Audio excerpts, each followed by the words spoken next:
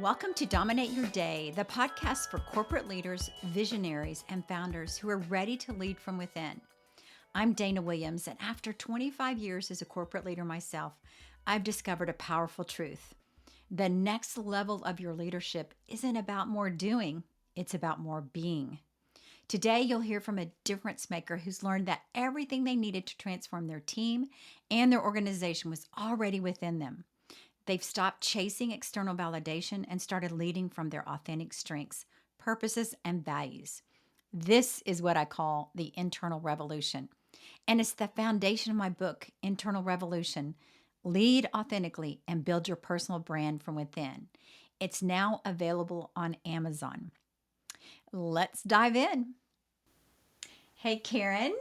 It's Dana Williams. I'm so glad you're with us today. And we've had a fun in the green room this morning trying to get things going. But both of us have this let's just go mentality. And I think that is the whole philosophy here on Dominate Your Day is living authentically and being your best self every day. So I love the work you're doing and putting out in the world. And Karen, I'd love for you to give the audience a little glimpse of what you've been up to and where you are right now in your career. Well, thank you for having me. And there's always a good story behind the story of Mhm. how the magic happens. So Yes. I'm delighted to be with you and talk about really my background of how we make better leaders, teams, and culture one story at a time. So I come from a career on both sides of the desk where I spent 20 years in corporate culture, like companies like General Electric and Deloitte, where I was working as a head of leadership development and a head of culture and helping people figure out how to bring their best and unleash the best of the people on their teams and how you shape the culture around the world. In General Electric, I was heading up a business of 90,000 employees in 150 countries, and I realized that it's really hard to get people to think about what they want to do differently and what is important to them. And I found that stories were such a dynamic way to connect with each person and have them think about what the culture meant to them and what the type of leader they wanted to be or what they wanted for their team. And so that was my deep foray into storytelling, of using this and helping people all around the world be better leaders and teams. I opened my own company and crossed to the other side of the desk and have been building leaders and teaching people how to use storytelling to be a memorable communicator. I did a talk that ended up on TED, and that led to the book that I wrote, The Perfect Story. And it's all about this thinking that it's not enough to tell a story. The way you tell it makes a difference in the experience for the brain. And so breaking down what's happening in your brain when you experience stories and how to leverage that to be more dynamic in your communications. And that brings me to today, where I get to do that for people all around the world. Wow. So what what was the catalyst that sparked your passion for storytelling? How did you realize its power and in leadership?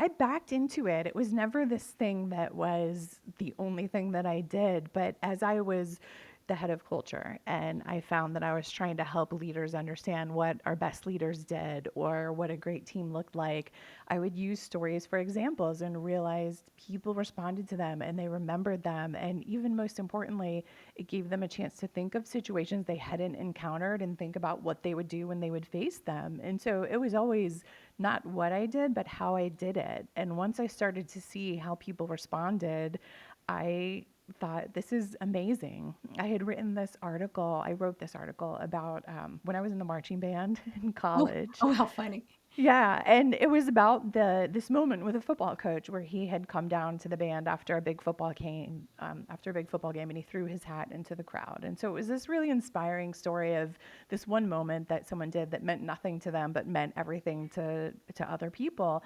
And I started to get emails all around the world from people sharing pictures of themselves in band uniforms or sharing stories of coaches and leaders that had shown up in their lives. And I was like, this is amazing. And why am Mm. I not doing it more? And so that moment showed me that there's so many different ways you can connect with people, and stories are that fundamental way to do so. It's the basic unit of understanding that we all exchange.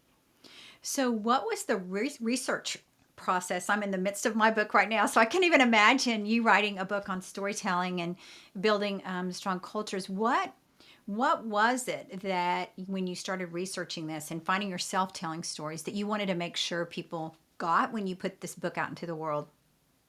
The cool thing about the work I do is it's always grounded in neuroscience. So I'm not a neuroscientist. I don't play one on TV, but the heart of human behavior comes from what influences our decision making and what changes our behavior. And there's been so much understanding in the past 10 years even of our brains and how we decide and what impacts how we're comprehending and what influences us. And so I knew that it wasn't enough just to tell a story, because we have all sat through so many boring stories and Yes. that is not enough. And so I wanted to break down, like, what is it that makes a story compelling for people? What is it that you need to do to make it be memorable and have an impact so that you're not wasting communications on people?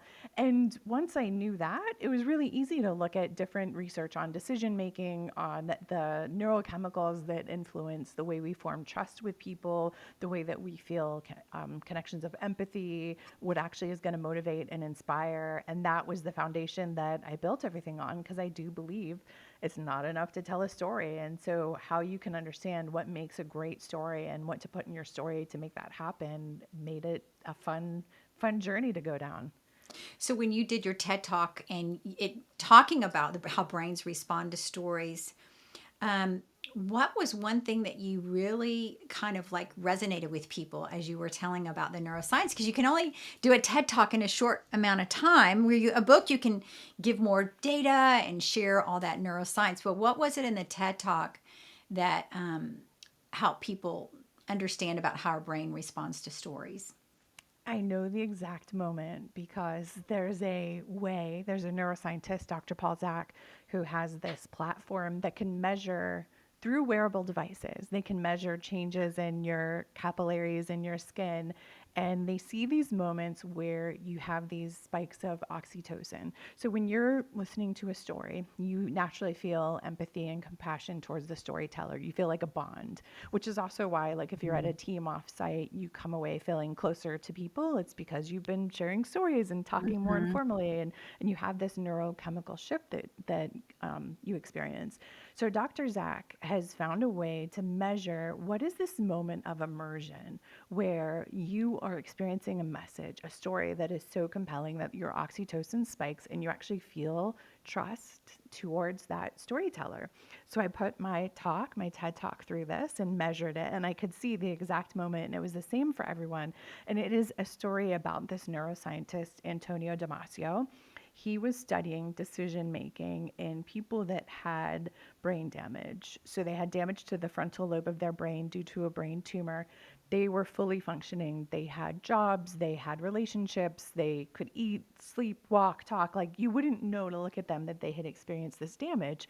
But the one thing they could not experience was they were unable to experience emotion.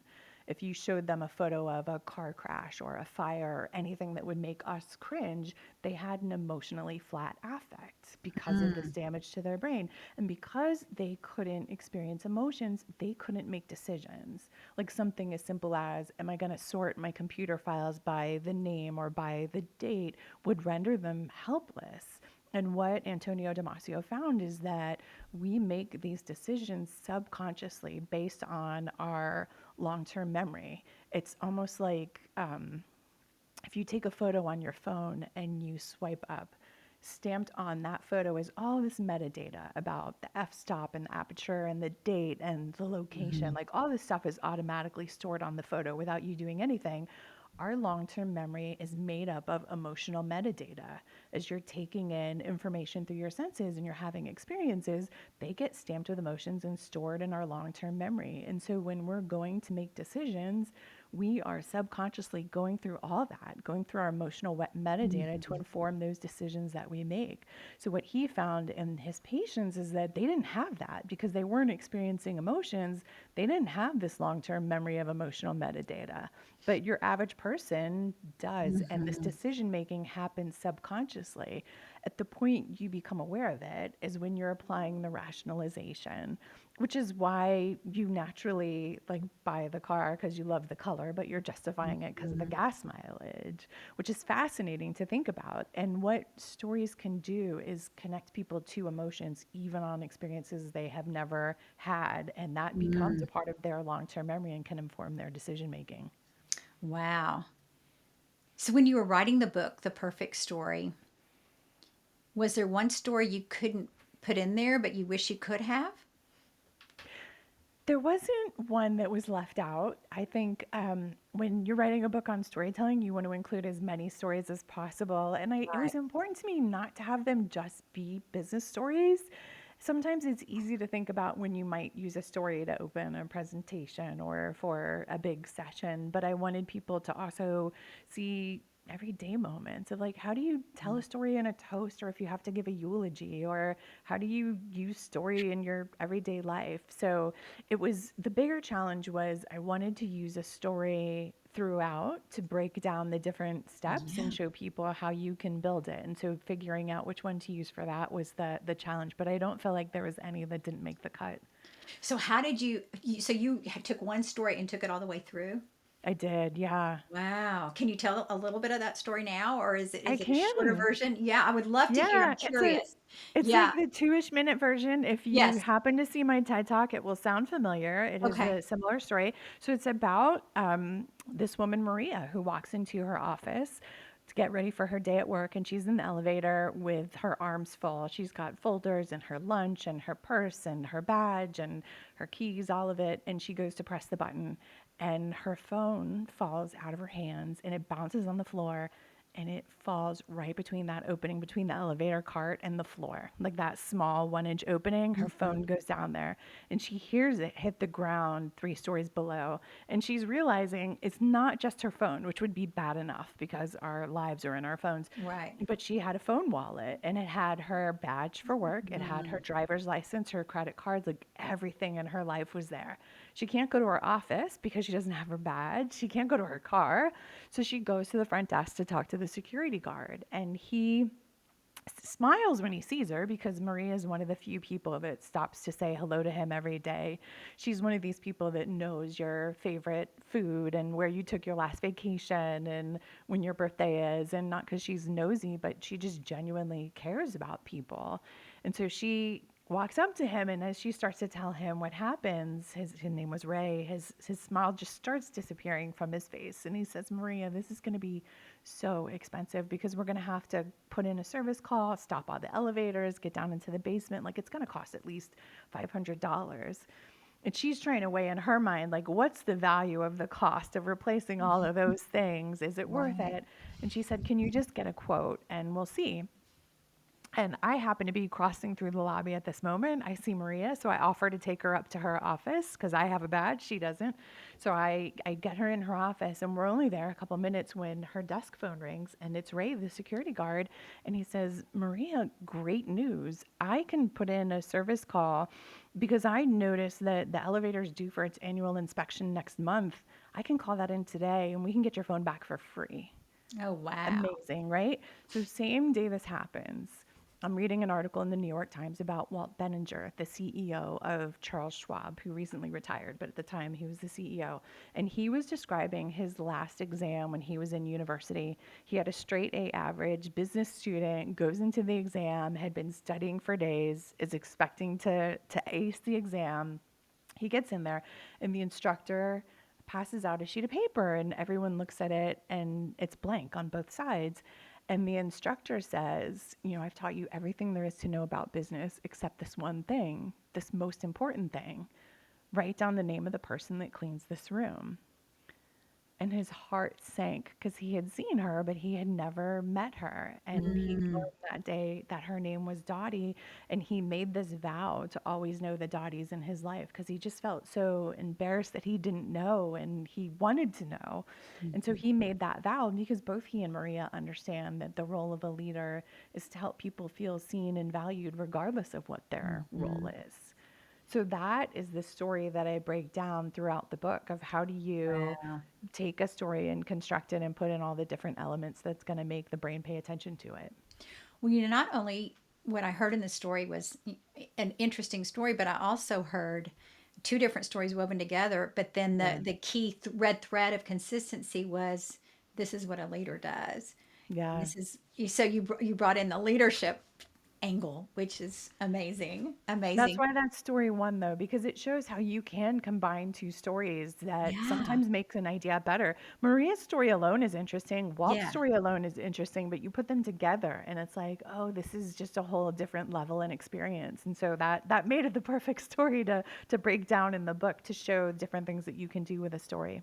So have you been storytelling your whole life? Is this? Do you In remember? different shapes and forms, yeah. Yeah. I have always done that as a way to communicate, and a lot of my work in leadership development, you're breaking down complicated ideas, and so Mhm. stories are a big part of that. And there's a continuum of storytelling from metaphors and similes and examples to your full-blown story. And I found I'm always trying to think in these ideas and these concepts that help create understanding for people. So I always say, when you look back and you think about what was your favorite story that you would like favorite day at work. What can you describe that for me? Like if you can think of your favorite something. It could have been at Deloitte, it could have been at GE, it could have been an internship. Just what Yeah. comes to your mind? I don't have a favorite day at work, but I have a story about it. Okay. When I was debating opening my company, I was speaking to a mentor of mine whose last name happens to be Wisdom, if that's not incredible enough. So, Wow. Mr. Wisdom was giving some wisdom. And he asked me this question. He said, what would be your ideal day at work? And I started talking about, well, it would include this and this and this and this. And, I put some ideas out there. And he finished and he's nodding. He said, yeah, that's not your ideal day at work. And I was like, oh, really? Please do tell me what my ideal day at work is. And I was thinking too narrowly. I was thinking about all the different environments I had been in and not really like what are the things that make my heart sing. And so he stepped back and he painted this vision of like, well, you would probably start your day with a run and then you would be doing this and you would have a few coaching sessions here and you would be doing a workshop and you would be speaking. And he painted this picture that was just broader than I was thinking. And he finished and I sat back and I was like, how do you know my ideal day better than I do? But Wow. I was trapped in the confines of what I had only seen, and it made me think completely differently. So, my ideal day, I think, is still to be determined. Yeah, and you probably like when you were doing the TED Talk, you probably had some charge boosted from doing that, and there was something in your internal talents that was just boosting you to do that, and you probably felt good, right? Did you feel good when you finished it? I did. It's speaking is such an interesting thing because it's a big part of the work that I do. So I am an introvert, and I am an introvert that does best when I have time to think and internalize and restore Mhm. my energy. I do like people, I do like being around people, but I need that restorative time. And one of the interesting things about speaking is it's a very introverted activity because 80% of it is thinking about ideas and how you want to package them and how you want to put them together to create meaning for people. And 20% of it is the delivering piece of it. So to me, when you get to the place where you're bringing it on the stage and sharing those ideas and connecting with people, it's very satisfying because the goal is always to help build ideas for people. It's not about being on stage and having attention. So when I hear like your background in instructional design, did you do design for class for organizations, the two organizations that we talked about, Deloitte and GE? Was that part of? Absolutely. Yeah. Yeah. And so, how did that shape your leadership development as you were, working on that background and where you are right now? And why leaders? Why are you focused on leaders right now? I am a big believer in creating work environments that are not only tolerable but enjoyable. Too many Hmm. people go into work and have a bad day because of their leader or the environment that they're in, and it doesn't need to be that way.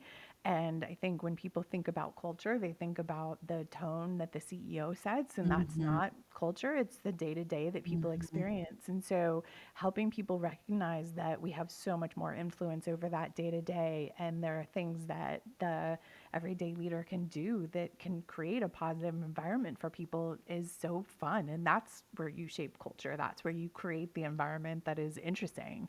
And that's always a place that I feel is productive and helpful to spend time on. So what I've learned is that people get stuck and they love to offer all of these protests for why they can't do it or why it's hard. And so I always try to go at it and really challenge those protests of, let's think about all the reasons why you don't want to do this or you feel you can't do this, because so much of it is mental, and then help you recognize what you can do and what you can make an impact on and equip you with the things to actually get there. What's your favorite experience working with a leader and helping them tell their story and build storytelling into their communication, to their culture, and to their leadership? Do you have one that comes to mind? I think it's an incredible honor to be able to help people with that. You know, storytelling is a vulnerable experience, and I'm not talking about when you're telling a personal story. Mm-hmm. It's just a different style of communicating. It's very easy to put together 25 slides and get up and focus on maybe the formatting of them, but not what you want to say, and you just kind of talk at them, which is what so many people do. Not because they want to be a terrible communicator, they just run out of time, and through the grind of it, they don't get the chance to think about what they want to say. And so when I can help people flip that and start with, who is this group and what is it you want them to think or feel from your message, and what action do you want them to take? What do you want them to know or do?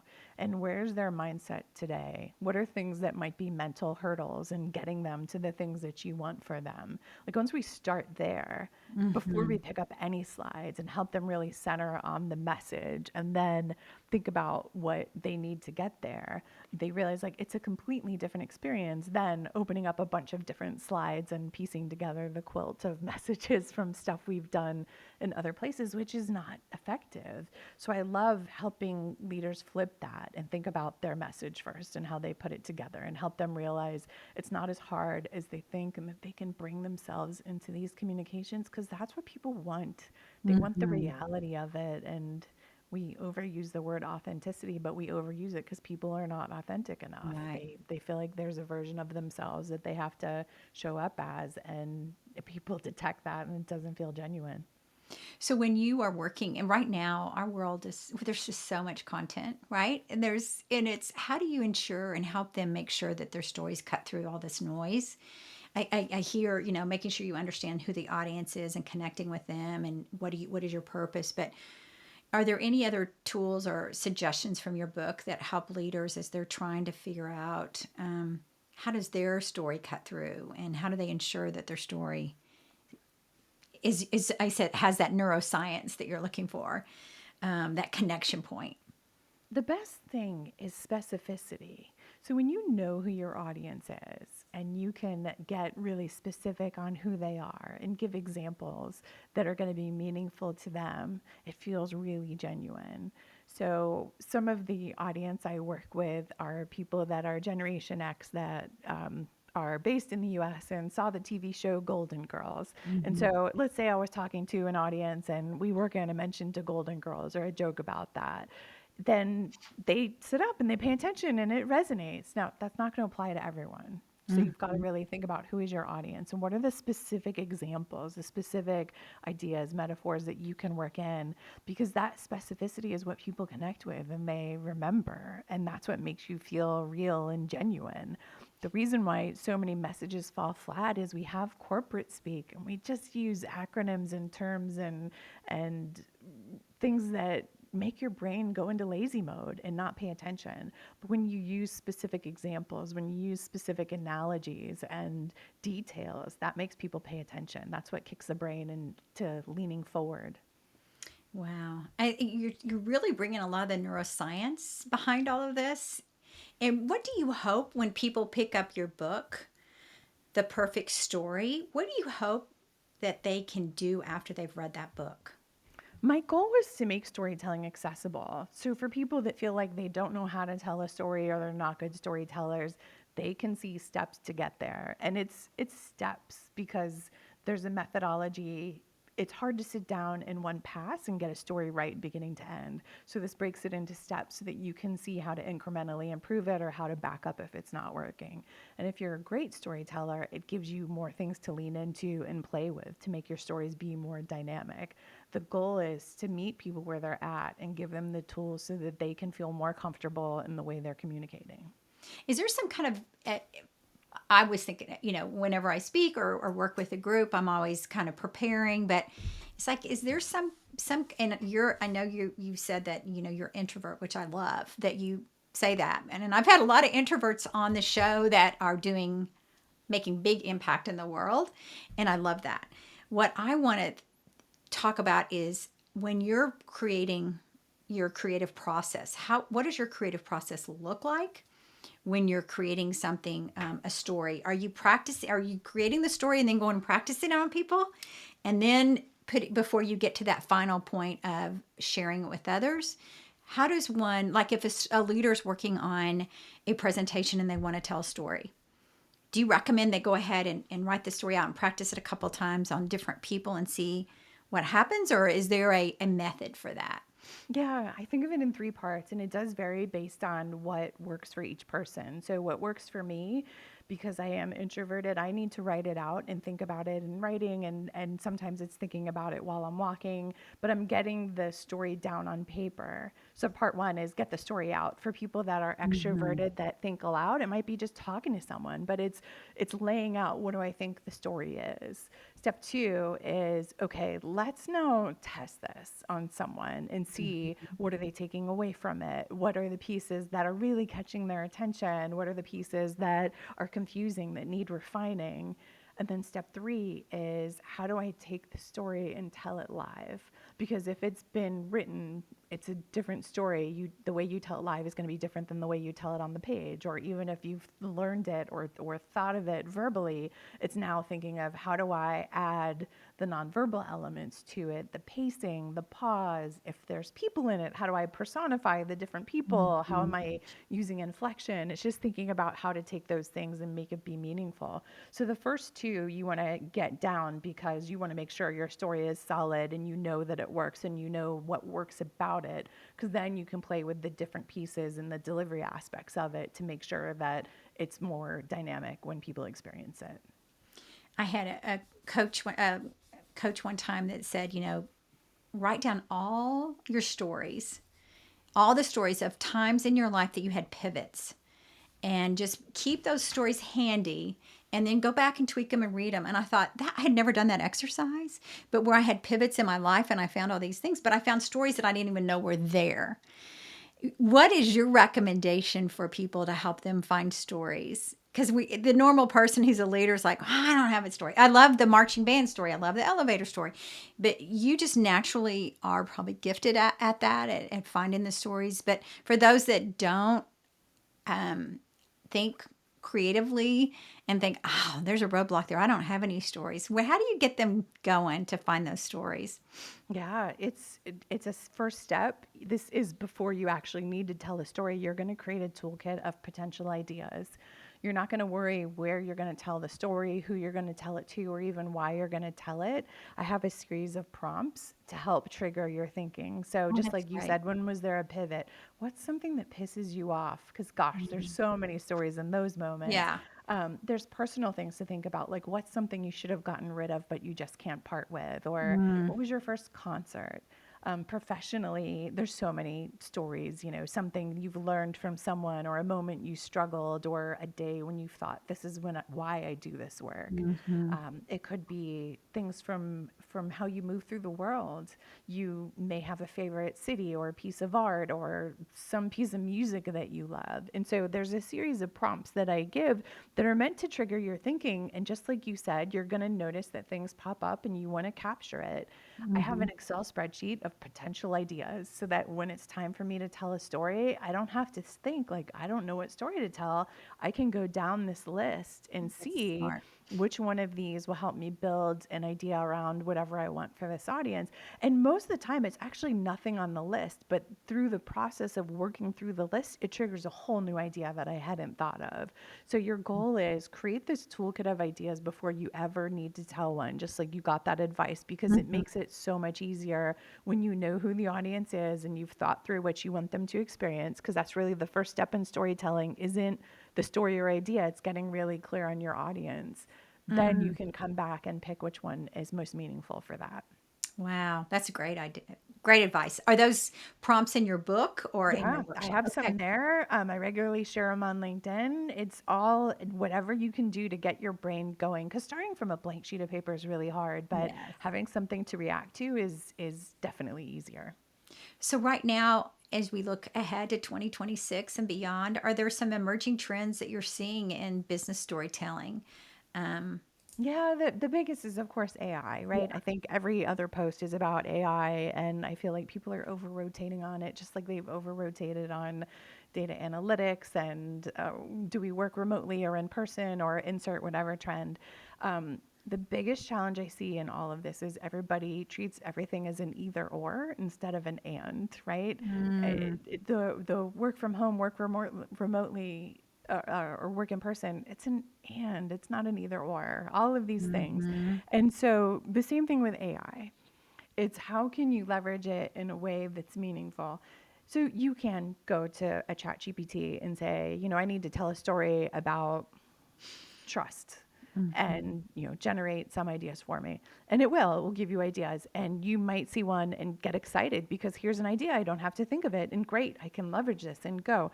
But there's a difference between that excitement of here's an idea in front of me and the excitement you feel to share something, which is the heart of mhm. storytelling. Think about when you're with friends and you want to share a story over dinner and you're excited to share it, or when you connect with someone, say you're getting coffee at an offsite and you're sharing stories about your background or your career, and you feel that excitement to share it and hear it.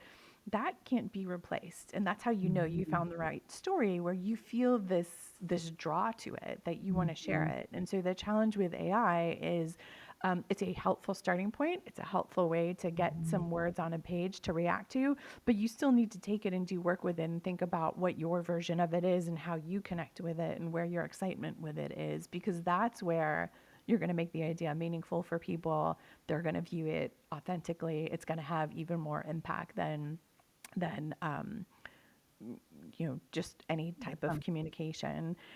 I think there's this fear of what happens to all of our roles as AI becomes more prevalent. And being a dynamic communicator is one of the greatest things you can do, because there's always going to Mhm, be a need to connect with people, to inspire people, to mhm. influence people. And this is a skill worth investing in to be able to stand out from others. If you had thought, 5, 10 years ago that you'd be writing a book and doing all this right now, what has been the most surprising for you as you look back now and where you are right now and the impact you've been able to make by just stepping out and stepping into this action of helping people tell their stories? What's been My one? favorite thing is the same reason why everyone should tell stories. About once a week, I get a message from people that have seen my TED Talk or have read the book, and they're sharing some story of their own of how it meant Mm, something to them or how it connected with them. And this is one of your signs that you know your story works. It's the I see your story and I'll raise you a story, where people are telling you a story mm, in return. Um, it's such a beautiful way to meet people and learn things about them and connect mhm, with them in ways that I never would have before. And to do so quickly, too. And mhm. so it's the reason all of us should be willing to embrace it. I do want to caution there's always this nervousness of, but I don't want to share something personal. Personal doesn't mean private. Every Right. person is going to think about what is private to them and they don't want to share, and that's going to vary person to person. So I don't really talk about family. I don't tell stories about that, but I will happily tell you stories about mistakes that I made, Mhm. because there's a reason for that. That isn't personal to me. And so recognize that storytelling is vulnerable, but it doesn't mean that you're sharing your most intimate things or that you're oversharing. It's that you're communicating in a genuine way so that people can connect to it and think about their own experiences in your story. Your story about talking about people writing in about their stories is really reminding me of I spent 25 years at Southwest Airlines, so in marketing and communications and culture. And one of the things, anytime we met anybody and you said, I work at Southwest, they always had a story. Yes. Always, always. There was not one time I met somebody they didn't have a story. And I just thought that's the way all, because I had been there my whole branded life, my whole life in corporate. And to me, when you bring up that it's so important, you're hitting that, resonating that level with your clients and your followers, is when they tell you a story back. Yeah, That is and such a Southwest is such a powerful great message. example. Southwest is such a great example because they have such a strong culture. You're getting these Yeah. stories that are reinforcing your culture and what people are valuing in Mhm. it and what their experience is, which is a huge gift. Yes. And even in the midst of change that they've gone through and everything, I haven't been there for 5 years, but it's been wonderful to watch and remind people that they're the brand. Wherever they go, they carry that brand with them. And that storytelling of all the things that they've accomplished in a fun way. I mean, there's just stories all the time. So I'm a big fan of storytelling. I'm a big fan of authentic storytelling. And I love what you're doing. Is there anything, Karen, that I didn't ask you that you want to make sure this audience hears today as we Yeah, get ready to close out? people will sometimes ask me, like what's hard for me, and I have days where it's hard to tell stories too. I Sure. don't always get it right, but that's not a reason not to do it. It's recognizing that no one's going to come to you and say, please tell us a story today, like we're children seeking a Story time. bedtime story, right? And so it's recognizing you have to go and look for these moments. And sometimes it's in a coaching conversation with someone. Sometimes it Mhm. is when you're kicking off a meeting, or maybe you're taking a team through another change and you know that Mhm. they're feeling a little tired, or you're trying to connect on a human level. When I facilitate offsites, I make sure we've got stories in there all the time. But storytelling is something I learned to do because I Mhm. really started to see the reaction that people get. And so when you accept that you have to go look for these moments and that there are things you can do that make it easier to help you find Mhm. stories and connect with people in the moment, then you're going to start to see this is such a more dynamic way to communicate that can make a big difference. Oh, I love it. I love it. Wow. Karen, this has been amazing. I can't wait to read your book and really get into it. You've shared so many great bits of wisdom about storytelling, and even from different viewpoints, but how a leader can integrate it into their work life, and then not even think about it like every time they're doing a presentation, but just dealing with the day to day of their team and all that they're doing. So we're thrilled that you're here with us today. Can you let the audience know the best way to find you and your book?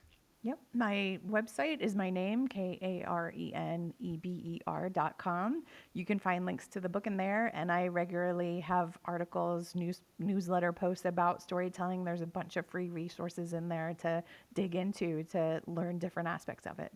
That's awesome. Well, thank you for being with us today and sharing your wisdom. We wish you the best and excited to dig into more of your content. So thank you. Thank you so much for having me. What an incredible conversation. Remember, everything you need to lead with greater impact is already within you.